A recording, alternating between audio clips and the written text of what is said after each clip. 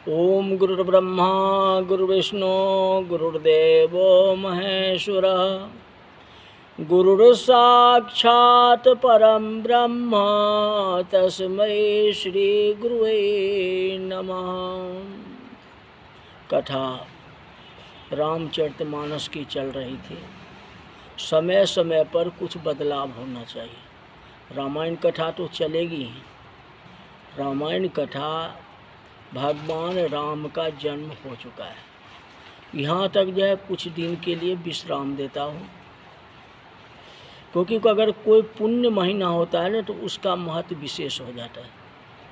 जैसे आपको कार्तिक का महीना है या माघ महीना है, बैसाख महीना है, इसका भी महत्व कुछ विशेष होता है। तो सोचा अभी कार्तिक के महीने आ रहे हैं, इसलिए कार्तिक का महीना की कथा जो है कुछ दिन होना चाहिए, जहाँ तक संगतों को संदेश मिले और जो कार्तिक का नियम है उसको पालन करें। और पालन करते हुए जो है स्नान ध्यान करेंगे तो भगवान की कृपा होगी, सुख शांति रहेगा। तो कार्तिक की कथा प्रारंभ होती है। सबसे पहले तो आप रामायण में सुना जो कार्तिक माघ चैत चितलाई 9 दिन कथा पढ़े सुखदाई।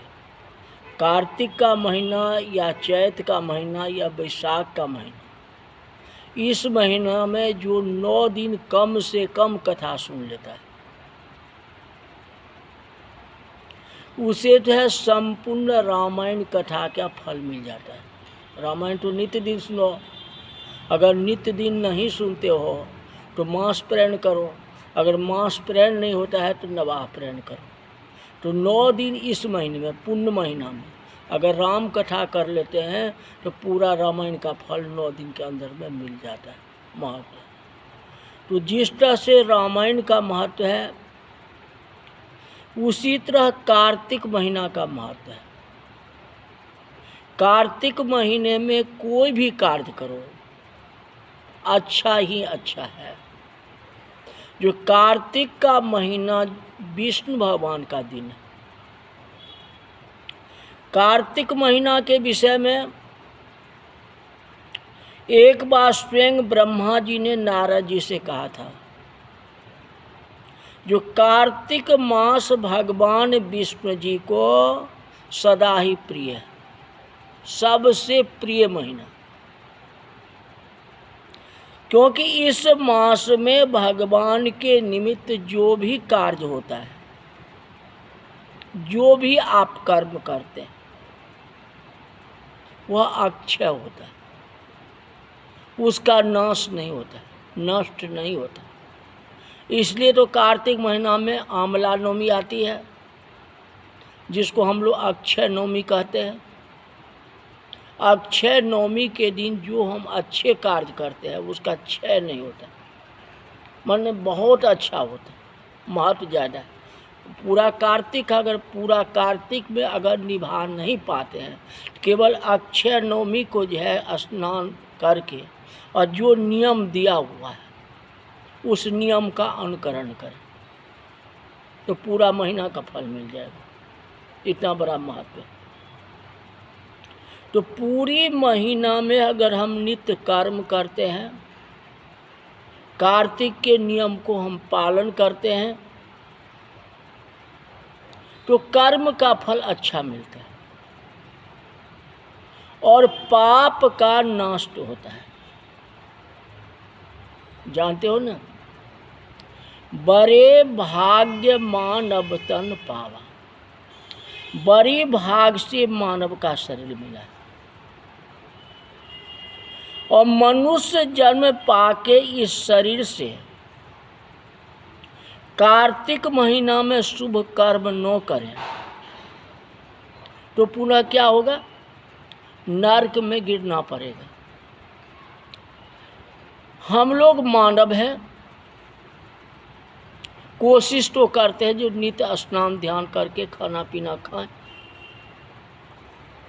लेकिन अगर किंचित कोई कारण से नित्य दिन स्नान नहीं हो पाता है, या कभी हम 12 बजे स्नान कर लेते हैं, या 10 बजे में स्नान कर ले, या कोई समय, कोई नियमित तो होता नहीं है, क्योंकि हमारा जो है गृहस्थी जीवन, तो गृहस्थ जीवन में थोड़ा आगे पीछे तो हो ही जाएगा ना।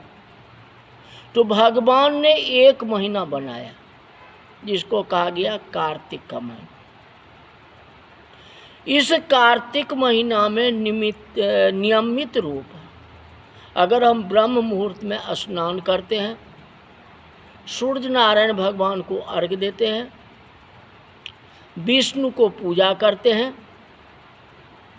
तो 12 महीने का फल मिल जाता है।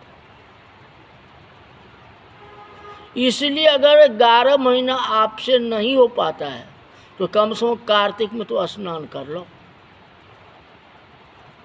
महत्व इसका सबसे ज़्यादा होगा।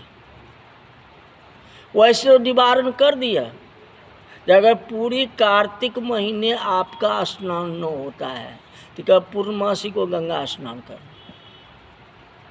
बराबरी हो जाए। क्योंकि रामायण में भी तो कहा ना, 1 घड़ी आधी घड़ी, तो ये सारे उपाय हैं। अगर पूरी साल आप स्नान नहीं करते हैं तो कार्तिक में स्नान कर लो, और कार्तिक में भी नहीं होता है तो कम से कम कार्तिक पूर्णमासी को गंगा स्नान कर लो। कार्तिक के जितने दान हैं हम प्रत्येक दिन दान नहीं कर पाते हैं, तो अक्षय नवमी को दान कर लो। पूरी कार्तिक ब्राह्मणों को नहीं जिमाते हो तो अक्षय नवमी को ब्राह्मण को खिला दो, भोजन करा दो, यथाशक्ति दक्षिणा दे दो, तो पूरी कार्तिक का फल मिल जाएगा, कार्तिक के दान का फल मिल जाएगा। पूर्णमासी को गंगा स्नान करने से पूरा कार्तिक स्नान का फल मिल जाएगा। कितना बड़ा महत्व। लेकिन हम एक दिन क्यों स्नान करें? ये चलो कोई बात नहीं, नियम नहीं होता, चलो गंगा नहा लेंगे सिमरिया में जा कर के, हो जाएगा, पूर्णमासी को नहा। ऐसा क्यों? मेहनत से आप पीछे क्यों होते? पूरी महीना स्नान करो ना। अगर भगवान दिए हुए हैं, आप क्षम्य हैं, तो पूरा महीना गंगा के किनारे रह के बिताओ, जिसको हम मास कहते हैं या कल्पवास कहते हैं। अगर गंगा किनारे नहीं हो पाता है तो अपना घर में ही जो है स्नान करो। मौसम तो बहुत अच्छा है, न ठंडी है न गर्मी है, बीच बीच का मौसम है ना जी। तो अगर तालाब में स्नान करोगे तो कितना अच्छा हो जाएगा। किसी तालाब नदी में जाकर स्नान करो। अगर नदी में स्नान नहीं होता है तो चापाकल तो है ही ना, नलका तो है ही ना, नलका पे स्नान कर लो। लेकिन स्नान करना है, और वो स्नान कब करना है? सूर्य उदय से पहले। सूर्य उदय से पहले जो स्नान होता है वो अमृत बेला कहा जाता है। उसका जितना महत्व होगा बाद में धीरे धीरे कम होता होगा। जरूर 12 बजे तक आप स्नान करो है ही, लेकिन धीरे धीरे उसका महत्व जो है कम होता जाए। तो यह महीना जो है केवल स्नान करने के लिए ही बना है, शुभ कर्म करने के लिए बना है। आप शुभ कर्म करो, नरक में नहीं जाना पड़ेगा। इस महीने में समस्त देवी देवता मनुष्य के समीप रहते हैं, और इस मास में किए हुए स्नान और दान या भोजन या व्रत या विशेष कोई आप दान करते हैं, जैसे सोना, चांदी, भूमि, कपड़ा, अगर विधि पूर्वक दान करते हैं तो भगवान स्वयं ग्रहण करते हैं। इसलिए विधि पूर्वक जो है स्नान, ध्यान, दान करें, भगवान की प्रसन्नता होती है। भगवान के उद्देश्य से मनुष्य जो कुछ भी कार्तिक मास में करता है वह अक्षय रूप से प्राप्त हो जाता है, उसका महत्व ज़्यादा हो जाता है। एक फल ही किसी को खिला दो, महत्व उसको ज़्यादा होगा। 2 रोटी ही खिला दो, महत्व उसका ज़्यादा होगा। आप जानते हो ना, अन्न दान से बढ़ के कुछ नहीं है, सबसे बड़ा दान अन्न है। अन्न दान का महत्व अधिक है। ये पापों को सर्वथा जो है नष्ट करता है। अगर दान करने में असमर्थ मनुष्य यदि प्रसन्नता पूर्वक भगवान के नाम ही स्मरण कर ले तो भगवान का नाम लेने से भी जो है कार्तिक स्नान का फल मिल जाता है।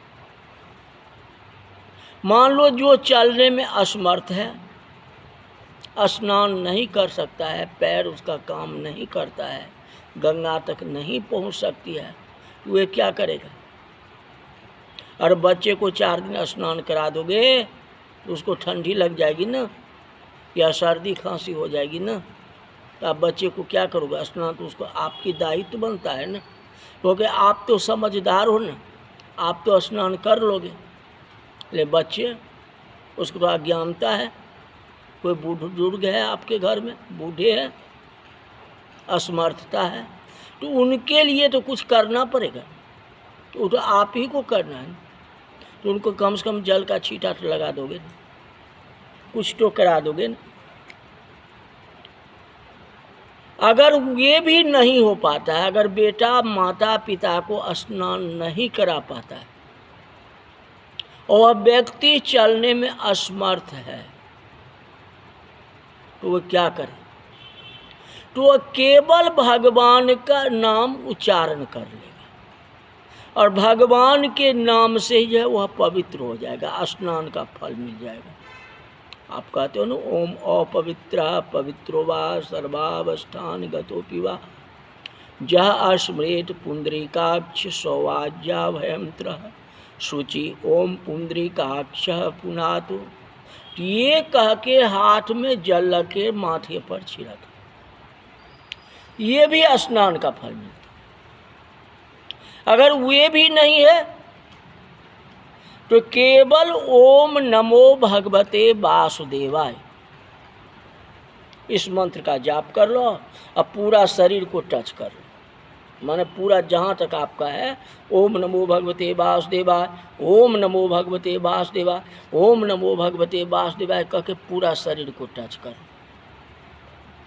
तो ये जो है स्नान हो जाएगा। क्योंकि भगवान के नाम में जो है इतना बड़ा महत्व संभव है। आँख काम कर रही है तो कार्तिक का महात्म्य सुन लो।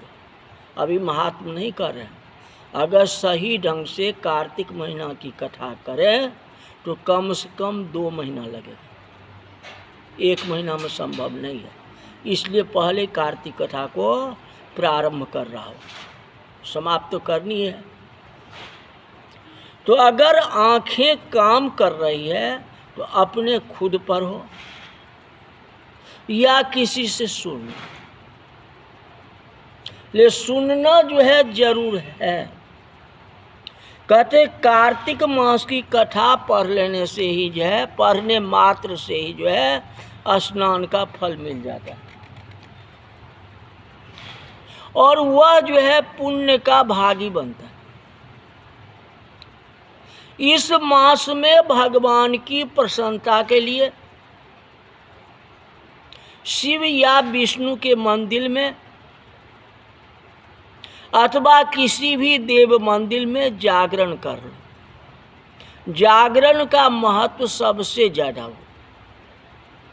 1 दिन भी जागरण कार्तिक महीना में करना चाहिए, चाहे आप एकादशी को कर लें या अक्षय नवमी को कर लें या कोई भी दिन कर लें, महत्व उसका ज़्यादा होगा।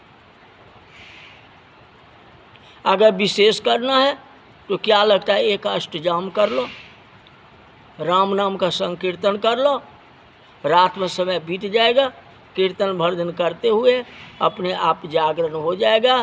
तो किसी अच्छे दिन में, देव उठौनी एकादशी के दिन या अक्षय नवमी के दिन या रमा एकादशी के दिन या पूर्णमासी के दिन किसी एक दिन जागरण कर और जागरण करते हुए कीर्तन करें और जितना हो सके दीपदान करें,